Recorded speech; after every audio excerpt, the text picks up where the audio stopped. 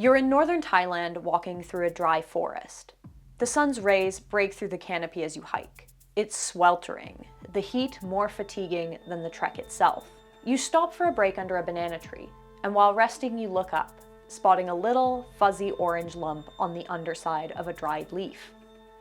Welcome to the Yellow Bird's RedList Friends, a series showcasing some of the world's at-risk organisms from the IUCN's Red List of threatened species. Today's RedList friend is the painted woolly bat. Kerivoula picta is the scientific name for the painted woolly bat, also known as the painted bat, butterfly bat, colored bat, or orange-brown bat. Time for taxonomy. From the top, Animalia, Chordata, Mammalia, Chiroptera, Vespertilionidae, Kerivoula picta, or K. picta for short.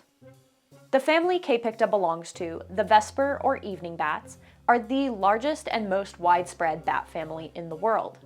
K. picta is one of 26 species that we know of in the genus Kerivoula, all of which are found in Africa and Asia. Furthermore, K. picta appears to be basal to the rest of the Asiatic Kerivoula species, meaning that the species likely branched off earlier from other members of the genus and may be closely related to African Kerivoula species. K. picta is easily recognized by its vibrant coloration, ranging from bright orange to red with black patches on its wings between its digits. Their Latin name picta means painted or decorated, referring to this bold coloration. They also have woolly, curly hair and large funnel-shaped ears. The painted bat is a small species with a wingspan between 18 and 30 centimeters and weighing between 4.5 and 5.5 grams. The oldest captured male painted bat was 5 years old, and the oldest captured female was 4 years, though these bats likely live longer than this. K. picta is native to South and Southeast Asia, including Bangladesh, Cambodia, China, India, Indonesia, Laos People's Democratic Republic, Malaysia, Myanmar, Nepal, Sri Lanka, Thailand, and Vietnam. Their preferred habitats are dry forests, woodlands, grasslands, and agricultural areas, notably rice paddies, sugarcane fields, orchards, and plantations, and can be found up to an elevation of 1,500 meters. K. picta is insectivorous and specializes in hunting web-building spiders. One study from Thailand found that painted bats there almost exclusively ate spiders, particularly those from the suborder Opisthothelae and the infraorder Megalomorphae. There's also evidence that they occasionally eat beetles and flies. These bats forage for insects close to the ground in densely vegetated areas. Like many other microbats, they use echolocation to hunt. The type of echolocation K. picta uses, high frequency, broad bandwidth, short duration, and low intensity, is optimal for foraging in cluttered areas where there's lots of noise from surrounding foliage and debris, and helps K. picta differentiate between echoes coming from food versus the environment. Painted bats also have a distinctive moth-like fluttering flight pattern, which is thought to help them navigate the dense vegetation they hunt in. Though little is known about their hunting practices, the presence of a large interfemoral membrane between their legs suggests that they use this membrane as a net to catch insects, a behavior known as aerial hawking, which has been documented in other vesper bats. There is relatively little research on the painted woolly bat, so little is known about its interactions with other organisms. Kimitake Funakoshi is a researcher from the International University of Kagoshima, Japan, who's studied K. picta in Thailand. In an email, he said that we still haven't been able to see the predators of the painted woolly bats. Natural enemies may be birds of prey, and that there are no species that compete with the painted woolly bats for food or roost sites in the agricultural areas. However, more research is required. Other species of vesper bats in nearby regions are predated by owls, hawks, snakes, and occasionally centipedes, so these may be potential predators of K. picta too. Painted bats are nocturnal, foraging through the night. During the day, they roost on the underside of plant leaves, with a preference for dried leaves, especially banana and plantain, though they are sometimes found roosting in more unusual places, such as the nests of weaver finches and sunbirds, or under the eaves of huts. The painted bat's bright orange coloration is thought to help them camouflage better in their roosts.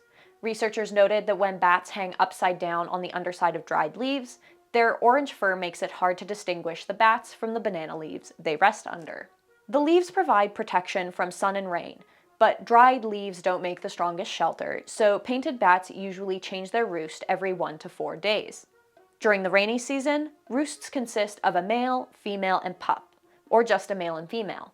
After the rainy season, painted bats roost in pairs or individually. This social system is pretty unusual, as many social mammals, including many bats, live in groups. While roosting during the day, painted bats enter semi-torpor, a state of reduced physiological activity where their body temperature and metabolic rate is reduced to conserve energy. As a result, they are very sluggish when disturbed. Most bats are polygamous, but not painted bats. They are one of the few species that appear to be monogamous, at least seasonally. Some even form long-term pair bonds with their partners, though individuals may change partners from year to year. Little else is known about painted bats' reproduction. Gestation in Vesper bats is usually between 40 and 70 days, but the exact range for K. picta has yet to be discovered. I was also unable to find any information on courtship or mate selection. What we do know is that females give birth to 1 offspring at a time after however many weeks she's pregnant. The International Union for the Conservation of Nature classifies the painted woolly bat as near threatened, and its population is decreasing. This means that while K. picta is not currently endangered or threatened, it's close to qualifying or is likely to qualify in the future if current population trends continue.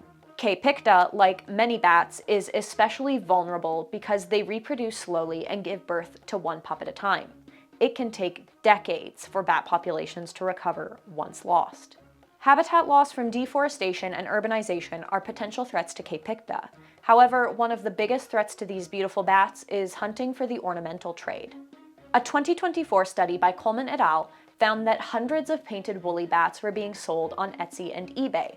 Thankfully, since that study, both Etsy and eBay have removed such listings. However, as of the recording of this video, I was able to find several websites selling specimens out of the US, UK, and Canada. Some of these listings claim sustainable sourcing practices, such as captive breeding. One listing I found claimed that bats sourced on their website are, quote, byproducts of wildlife population control programs or pest control. And several listings claim to only sell species classified as least concern by the IUCN. So let's assess these claims. Captive breeding of insectivorous bats has been deemed unfeasible, and bat farms don't exist. These bats sold were not farmed, they were taken from the wild. Those sites claiming the bats they sell are classified as least concern are either quite out of date, as K. picta was reclassified as near threatened in 2019, or are misleading their customers. If a business sells exotic animal specimens and claims to do so sustainably, I would hope they would be more up to date on something as basic and readily available as an IUCN classification. With regards to the website I found claiming that the bats are a product of population or pest control, this is also false. Hunting K. picta is effectively illegal in most of its range, including Bangladesh, China, India, Indonesia, Myanmar, Thailand, Sri Lanka, Vietnam, most of Nepal, and seemingly the Laos PDR. Furthermore, insectivorous bats like K. picta aren't typically killed as pests by farmers, since they don't damage crops. In fact, insectivorous bats help crops. Fruit bats are most often the targets of culls, and these culls themselves are frequently unsustainable, so claims that these pest control practices are sustainable should be questioned. So is this trade ethical? According to bat scientists and conservationists, no. Coleman et al. Refute any assertion that the online bat trade is ethical. Again, statements that bats were captive bred are absurd. Bat farms are non-existent, and it would be impossible for suppliers to find bats that have died naturally in the kind of condition and numbers needed to supply an ornamental trade. These bats were hunted. Further, visibly lactating females based on the appearance of nipples in photos confirms that the harm extends to dependent pups whose mothers are taken. While Coleman et al. Acknowledge that harvesting wildlife for ornamental use is a traditional practice in many cultures, including amongst indigenous peoples, selling bat species on the internet to people primarily outside of its native range is not a traditional use.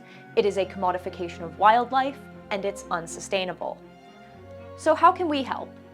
The easiest way to help this species thrive is to not buy painted bat specimens. or any bat specimens for that matter. Over half of all bat species assessed by the IUCN have unknown population trends. In the case of K. picta, its exact numbers are unknown, but the population is declining. I love bats, and in all likelihood so do many of the buyers of bat specimens. But commodifying wildlife, taking it out of its environment to sell as curios halfway around the world, only puts these mysterious marvels at greater risk. Bats are not products to be bought and sold as novelties. They are living creatures that play vital roles in our ecosystems, and we have a responsibility to protect them given we are the ones putting them at risk. The painted woolly bat is a beautiful and vibrant species, and it's its beauty and uniqueness that puts this elusive species at risk. But together we can work to protect and respect wildlife, including K. picta. That's all for today's video. Thanks so much for watching. For more information on K. picta that couldn't make it into this video, head to theyellowbird.ca. If you have any ideas for future segments of the RedList Friends, comment them down below. Don't forget to like and subscribe if you enjoyed this video, and have a lovely day. Bye-bye!